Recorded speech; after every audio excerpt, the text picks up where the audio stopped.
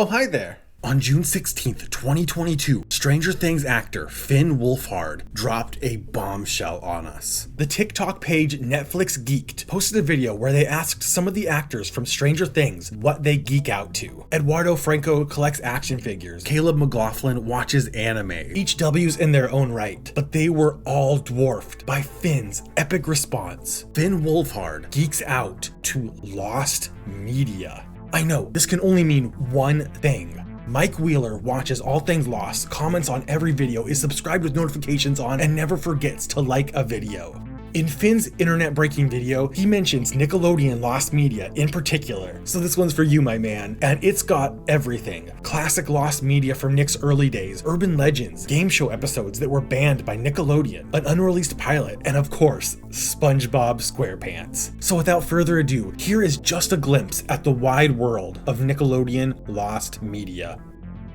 But only a real live grown-up can call to order it for you. Of course, you can think of a nice, polite way to ask. Nickelodeon magazine, please. All that.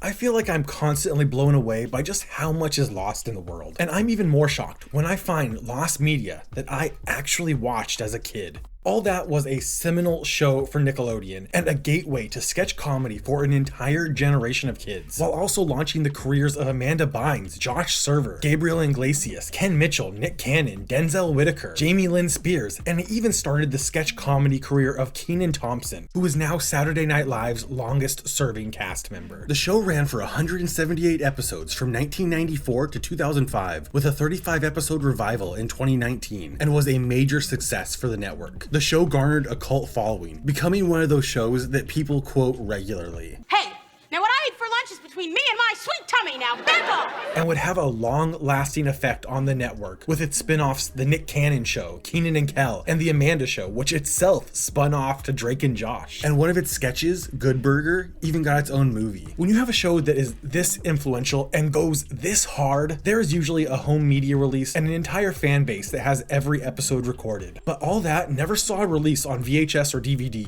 This compounded with some episodes not being re-aired for decades, a substantial amount of All That has slipped through the cracks, becoming lost. But the show's lasting popularity was not lost on Nickelodeon. Because of an overwhelming online demand, in 2011, Nickelodeon aired a program block called The 90s Are All That, with its name obviously being derived from the classic show. This block proved to be important for Lost Media. In its first year, Nickelodeon used the block to air the lost film Crybaby Lane and rare episodes of All That. But when these episodes had re-aired, they had been edited. See, each episode of All That ends with a musical guest, but because of copyright concerns, when the episodes were re-aired on The 90s Are All That, the musical guests, the sketches introducing them, and the end credits were all removed. And these airings excluded all of season 1, which hasn't been broadcast since 2005, including the show's 1994 pilot episode featuring musical guest TLC, which is fitting since they sing the show's theme song. Eventually, all of season 1 was posted to YouTube by a fan who recorded them as a kid. The only episode of season 1 that remains partially lost is A Few Good Men, where the musical guest was accidentally recorded over with an episode of Power Rangers. These re-airings and the discovery of the first season still left 20 episodes incomplete and 29 episodes completely lost from the original 178 episode run. Some of the most remarkable lost episodes are from seasons 8 and 9, mostly because they have Jamie Lynn Spears as a main cast member. And this is especially strange since Jamie would return as a guest for the season 11 reboot. It is possible that these episodes and maybe entire seasons are being kept from the public due to actors not agreeing to their release. It could be possible that a digital release wasn't in their contracts at the time, and Nick isn't willing to pay the actors to renegotiate, but this is really just unfounded speculation. Along with the missing episodes from seasons 8 and 9, there are 2 unaired episodes from season 10 that were never released, one featuring Bow Wow, and another featuring musical guest Brie Larson, who at age 16 had a really embarrassing music career and had just released her debut album, Finally Out of PE. Lord. These episodes of All That have grown the reputation of being one of those cases where trolls claim to have recorded the lost episodes but refuse to post them online, so be careful out there when searching for this one. The Butcher. The search for this mysterious and possibly still unsolved short began on Reddit on September 20th, 2019, when dead user 00 posted this, asking for help to identify a horrifying clip he saw on Nickelodeon as a kid. I used to live in South America. Back in the days, around the years 2001, 2004, Nickelodeon had non-original short films. I can't remember if it went on between shows as filler or if it was showed throughout the entire night. I also don't know if this format was only used in South America. One short caught my attention for being way darker than the other things on Nickelodeon. The opening scene is the title of the movie in a black and white background. I believe it was called The Butcher. The film is black and white, and there's a hand with a butcher's knife butchering animals made out of real bones. I believe all the animals are small ones, like birds, rabbits, dogs, etc. They look like this. The video had no dialogue, only music, and maybe special effects. In the end, the skeleton animals rebel against the butcher. I'm not sure if only the hand of the butcher is shown, but I believe so. I also believe that the hand is a real human hand. I can't confirm it though. I also remember seeing bones inside glasses, and I believe the animal bones fused together at some point to make an abomination. Now, if this write-up isn't enough to pique your interest, this image has to.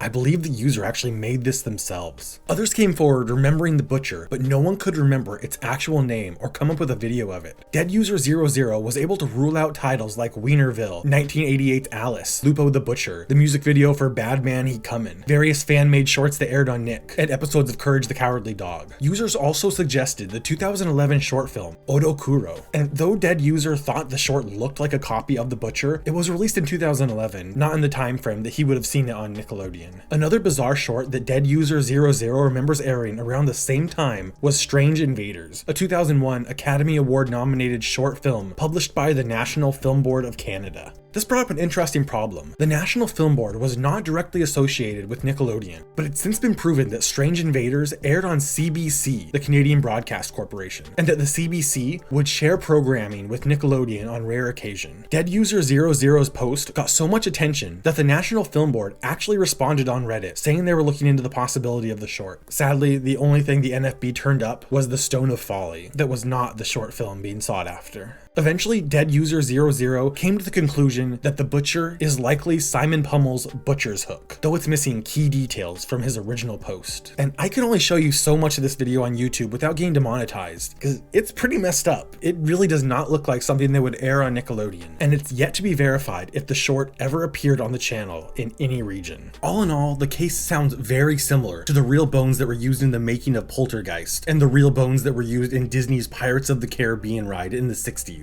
It would be really great to be able to include Nickelodeon on this list as well. But I am skeptical that Butcher's Hook is the short film that we're looking for. And until its airing on Nickelodeon is confirmed or denied, the existence of the early 2000s Nickelodeon short that used real bones remains unsolved. Double Dare. Double Dare is a classic Nickelodeon game show running from 1986 to 1993 with reboots in both 2000 and 2018. The show's main format had two teams competing against each other in trivia questions and messy physical challenges for cash and prizes. The original run was hosted by Mark Summers, the 2000 reboot by Jason Harris, and the 2018 version hosted by Liza Koshy. All episodes from the 2000 and 2018 revivals are readily available, but of the 482 episodes from the original run, at least 27 episodes are lost. But this number is debatable because even in the Double Dare fandom, there are at least 11 episodes that's existence are unconfirmed. The original run was broken up into a few different titles: Double Dare, Super Sloppy Double Dare, Family Double Dare, Nickelodeon Family Double Dare, and the 2-episode special Super Special Double Dare NBA All-Stars. Only one episode from the first season's 65 episodes is still partially lost: Extraordinaires vs. Challengers. A 5-minute clip of the episode was uploaded in 2011 by the YouTube channel Josh Lieberman, and someone in the comments claims to have the full episode since their brother was a contestant on the show, but as of now they're still holding out on us. Another notable missing episode is from the second season, which is known as the Man in the Boat episode, where host Mark Summers thinks this small rowing toy is the funniest thing he's ever seen and just continuously loses his cool and acts goofy. In 2021, Mark revealed that he is in possession of the Man in the Boat episode, and since the episode's audio has been leaked. Another notable lost episode includes the unaired Old Timers competition, an episode featuring Nickelodeon staff as contestants. The episode ran well over its allotted time and included rule-bending shenanigans, and likely because of its length, rule-breaking, and all-adult contestants, it was never aired on Nick. But in 2015, it was uploaded online and preserved by fans before it was taken down by Viacom.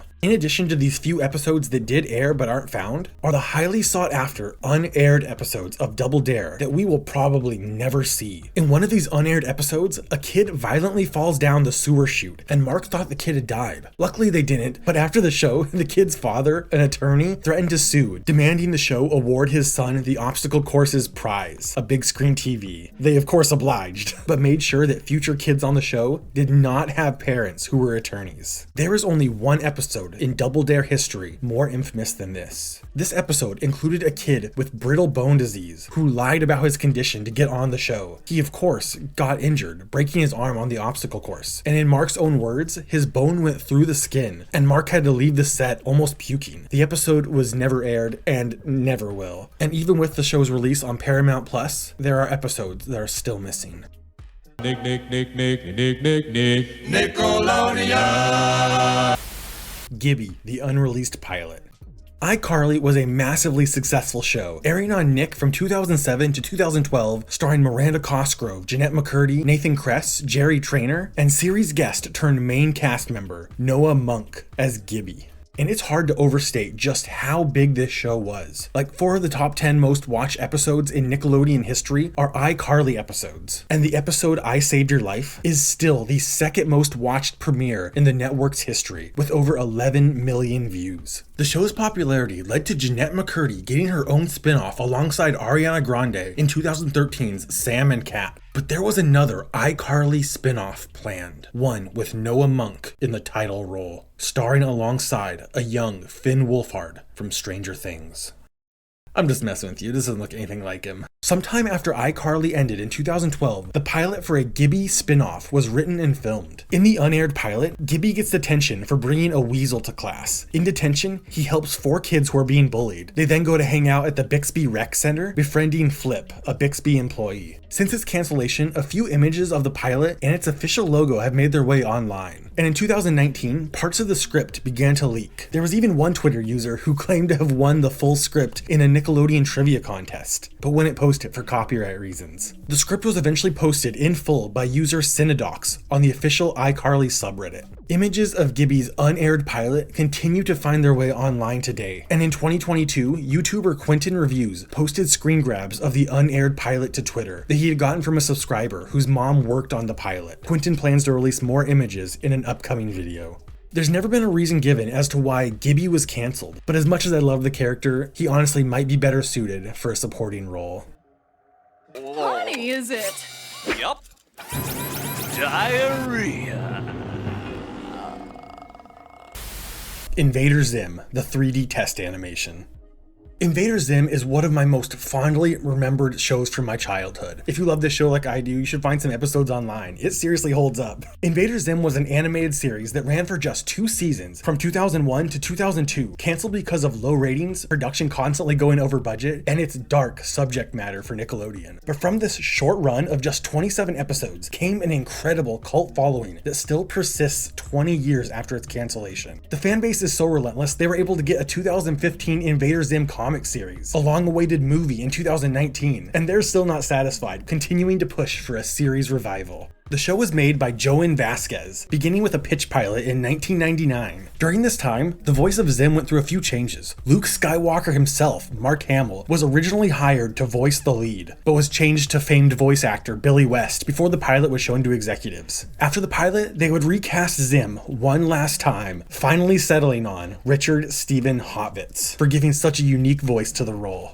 Unlike in the show's first episode, where we actually see Dib, Zim's nemesis, realizing that he's an alien, in the pilot, Dib already starts off knowing that Zim is an alien and no one believes him, culminating in a food fight in the school's cafeteria that Dib is blamed for in the end. The pilot is mostly in line with the rest of the series, with a few minor changes. Zim's eyes are lighter, he has 4 fingers instead of 3, Dib's house is different, he wears a different color shirt, and the school kids are a little different. But one of the more notable aesthetic differences is that the pilot uses a cell animation art style. The rest of the series uses a 2D, 3D hybrid animation. Before deciding on the hybrid animation style, the team created a fully 3D animated test of the pilot episode's food fight scene. There is very little information on what the purpose of this test animation was. Were they testing to see if they could make the entire series in this animation style? Were they just testing their 3D capabilities for its future integration alongside 2D animation? Or was only the food fight scene meant to be fully CGI in contrast to the rest of the episode? The last one actually isn't too crazy of a possibility. In the pilot, the food fight between Dib and Zim seems to transition to a virtual space, separate from where the real fight takes place. A complete animation change at this point would be a pretty strange choice, but it would make sense in the context of this transition. But whatever the reason, the 3D animated scene wasn't used in the pilot, and over the years, the entire scene has gone missing. Way back in 2004, the Invader Zim fan site, Room with a Moose and Gur, posted a Q&A with the staff who was in charge of the show's DVD release. In this Q&A, they asked about the 3D test animation, but the response is disappointing. The DVD team asked Nickelodeon for everything related to Invader Zim, and they were given unfinished episodes, scripts, storyboards, unfinished voiceovers, but Nickelodeon could not find the pilot's 3D test animation. Given that it's been 18 years since this interview and nothing has shown up, we might have to face the reality that this piece of Invader Zim Lost Media is gone forever. All we have to remember it by today are a few old screenshots. There's a brand new SpongeBob show called You Wish, with no ending, and it's up to you little landlubbers to fix it. Shanghai You Wish, alternate endings. There cannot be a video on Nickelodeon Lost Media without bringing up the GOAT, SpongeBob SquarePants. There are so many to choose from, but I've decided to go with a classic, the alternate endings of Shanghai.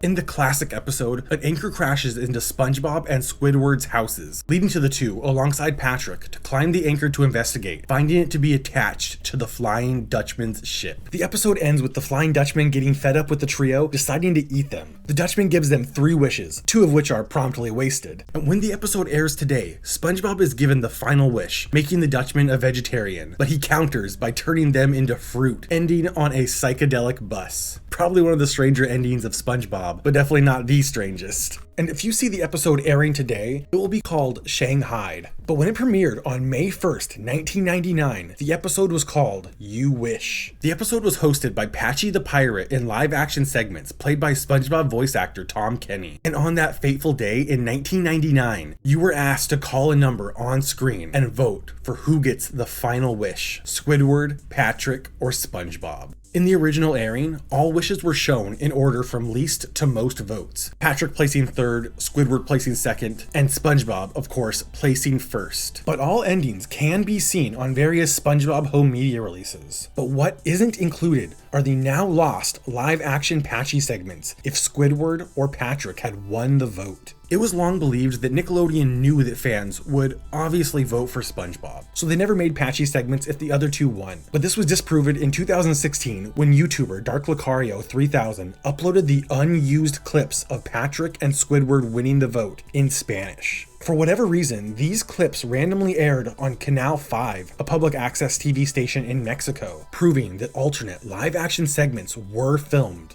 This is a crazy discovery, but the original English versions still remain lost. Thank you so much for watching. Feel free to let me know what Lost Media topics you want me to cover next. Shout out to all my gorgeous Patreon supporters that help me keep things going.